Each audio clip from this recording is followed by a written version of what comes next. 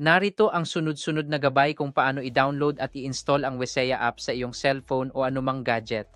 Step 1. Sa simula, makakatanggap ka ng link mula sa isa sa iyong mga social media platform gaya ng Messenger, email o ibang social media app.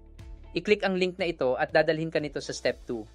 Step 2. I-click ang icon ng mga setting, tatlong tuldok, at piliin ang Open in Chrome. Kung gumagamit ka ng Apple device, i-click ang Safari. Dadalhin ka nito sa Step 3. Step 3, piliin ang Add to Home Screen. Maghintay ng ilang sandali at pagkatapos ay magpatuloy sa Step 4. Step 4, i-install ang app sa pamamagitan ng pag-click sa Install at maghintay hanggang makita mo ang mensahe sa iyong telepono na naka-install na ito. Step 5, tingnan ang home screen ng iyong telepono at hanapin ang icon ng Weseya app.